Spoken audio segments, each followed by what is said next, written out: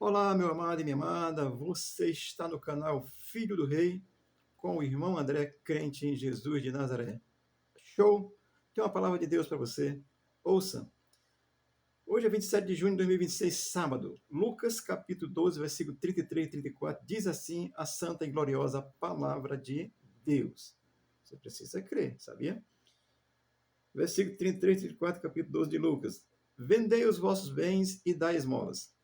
Fazei para vós outros bolsas que não desgastem, tesouros inextinguíveis nos céus, onde não chega o ladrão, nem a traça consome. Versículo 34. Porque onde está o vosso tesouro, aí estará o vosso coração. Amém? Lucas 12. Ele vai do 1 ao 2, ele vai falar sobre, vai nos ensinar sobre o fermento dos fariseus. Os fariseus são os religiosos, aquele religioso que fica acusando, às vezes roubando os outros, tá certo? Usando a fé para roubar. É o religioso, acusador e ladrão. Do versículo 1 ao 12 vai ser sobre isso, fermento dos fariseus. Do 13 ao 21, Jesus ele vai reprovar a avareza. Do versículo 22 ao 34, Jesus ensina sobre a ansiedade. É o nosso assunto aqui, encerrando esse assunto. Versículo 35 ao 48, ele vai falar a parábola do servo vigilante, tá certo? Do 49 a 53, ele disse que vai trazer dissensão à terra. Isso é interessante entender. Vou falar isso aqui daqui a pouco, na sequência, tá certo? Do 54 ao 59, Jesus fala sobre os sinais dos tempos. Vai ter um final, certo, querido? Tenha certeza disso. Vamos lá ao versículo 33 de Lucas 12, que começa dizendo assim: vendei os vossos bens e dai esmola. Ora, note que Cristo está ensinando sobre a ansiedade. E ele vai tocar num ponto sensível, né? O camarada sem dinheiro, ele começa logo uma dor no estômago, aí começa a dar uma secura na boca, um tremelique nas pernas, ele fica nervoso, suadeira nas mãos, liso, preocupado porque tem que pagar isso e aquilo. Então, olha, Jesus está tratando de ansiedade e ele vai tocar exatamente em dinheiro. Ele diz: vendei os vossos bens e dai esmola. Já pensou? Que negócio mais extravagante? Olha, então, quando Cristo diz isso, ele não está te obrigando a fazer isso. É porque a gente tem que ver o contexto. Eu venho falando para você. O que Jesus está querendo ensinar novamente, sim, chamar a atenção para que a tua confiança não esteja apenas nos teus bens. Melhor advogado do mundo, se você estiver todo encrencado, você acaba parando na cadeia, tá certo? Viu o Vorcário aí? O sistema está querendo proteger ele, mas está preso, porque é ladrão, tá certo? E os outros vão junto. Tenham fé em Deus. Não é querer o mal de ninguém, é justiça, viu? Isso é justiça. Tá certo? Quem faz o mal tem que pagar pelo mal cometido. Se eu matar alguém, devo ser preso. Isso é crime. Amém? Isso é justiça. Tá certo? Então, ele vai falar de ansiedade e vai mexer logo nas finanças. Dizer assim, vender os teus bens, dá umas esmolas aí, tá certo? Jesus é lindo, tá certo? É importante entender, meu amado, que não é pecado você ter bens materiais, tá certo? Mas você precisa entender que há uma coisa mais importante que precisa estar acima dos bens materiais, que são tesouros no céu. O texto vai já falar sobre isso, tá certo? O versículo 33 continua dizendo assim: fazei para vós outros bolsas que não desgastem. Olha, pensar assim, bolsa você bota dinheiro, né? Tem uns que botam no cofre, outros botam nas Ilhas Caimã, tá certo? Outros botam embaixo do colchão, outros nem tem, tá certo? Então, fazei para vós outros bolsas que não desgastem. O que Jesus está querendo dizer com isso? São as nossas atitudes, amado, diante de Deus, diante do mundo, diante do reino de Deus, que está revelado em Cristo Jesus. Como é que nós procedemos, tá certo? Assim, fazei para vós outros bolsas que não desgastem, são os valores que a gente apresenta como cristão. Você, como crente, você está imacomunado com o mal, você está errado. Você está apoiando o sistema capitalista, socialista, marxista, comunista, criminoso, você infelizmente está errado. Olha, tudo isto que você tem daquilo que é possível, aí você ajude alguém, porque você não é obrigado a dar o que você não tem, o que você tem. O que você não tem, você nem pode, mas você não é obrigado a dar. Eu vou relembrar aqui um caso que está na Bíblia, capítulo 2 de Atos dos Apóstolos, versículo 1 ao 11. Um cidadão chamado Ananias, casado com Safira. Ele vendeu o terreno dele, portanto, e aí disse para os apóstolos que deu só a metade e disse que tinha sido por aquele tanto. Mentiu. Sabe o que aconteceu com ele? Ele caiu morto, porque ele mentiu ao Espírito Santo. Leia lá, Atos 2, do 1 ao 11. Olha, se o Espírito Santo fosse matar crente, crente que se diz crente, às vezes não é, até o diabo é crente, às vezes precisa ser convertido, ter nascido de novo, às vezes é diferente. Então, Ananias e Safira está lá, Atos 2, do 1 ao 11. Vendeu por tanto, chega para os apóstolos, disse que tinha sido tanto, ficou com a metade, deu só a metade. E ele vai dizer assim, eu vou ler só o versículo 11, aliás, vou ler o versículo 4, que diz assim, ele vai dizer assim, Ananias, no anterior, no 3, conservando porventura não seria teu, e vendido não estaria no teu poder, tudo isso são perguntas. Como, pois, assentaste no teu coração este desígnio? São 3 perguntas. Era teu dinheiro, se vendesse, está nas tuas posses, estava contigo, era teu.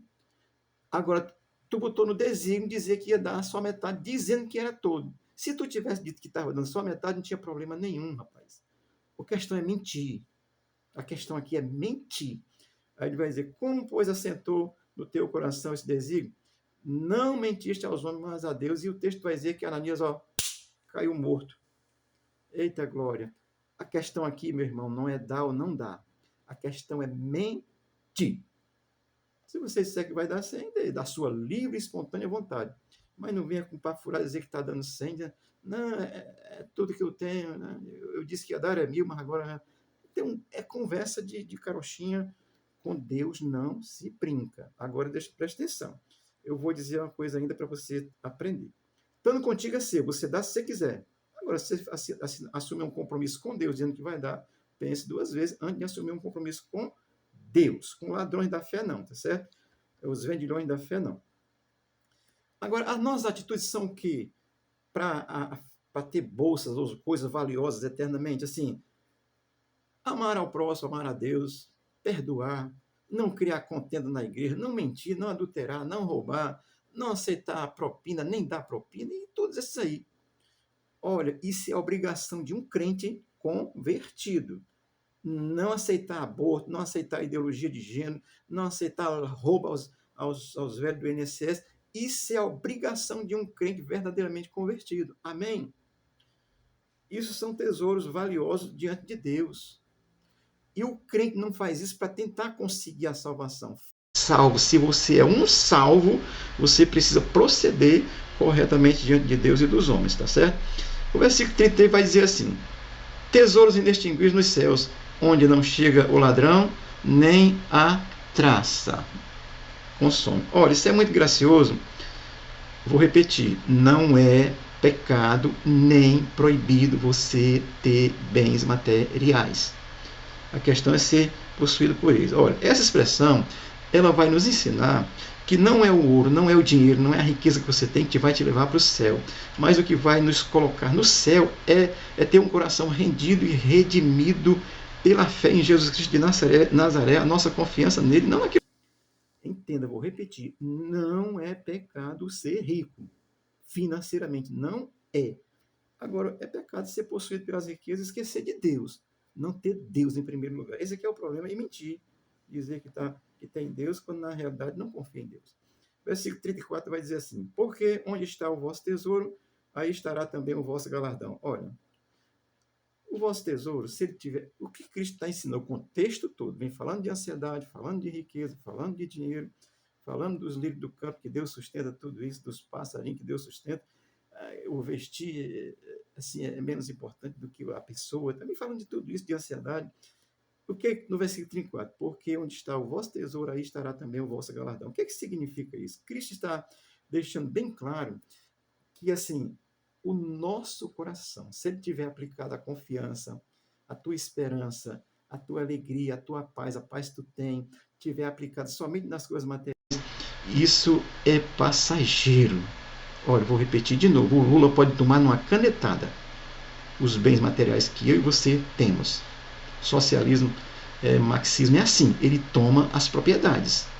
Você sabia disso? Amém? Pois é. Então, ter não é problema. Mas a questão é colocar as confianças nisso. Deixa eu encerrar dizendo isso aqui para você, Tem uma pessoa ligando aqui, eu tenho que atender, Jesus, já já. Vamos lá. Seja rico materialmente ou seja pobre materialmente, isso não importa para Deus. Importa para Deus se você é rico na fé, a sua fé está em Deus, a sua confiança está em Deus, independente de ter bens materiais, independente de não ter nada, independente de ter uma chinela com um prego embaixo. Aqui no Nordeste, o camarada não tem.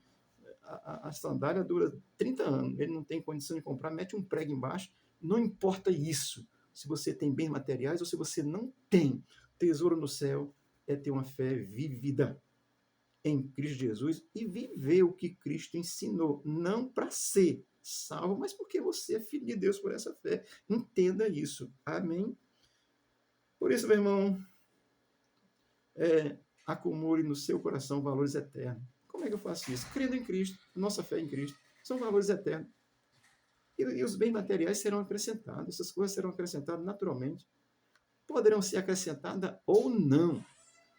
Eu vou dizer uma coisa aqui, eu escutei de um pastor, que ele disse que o crente que anda de Fusca não é crente. Isso é um safado.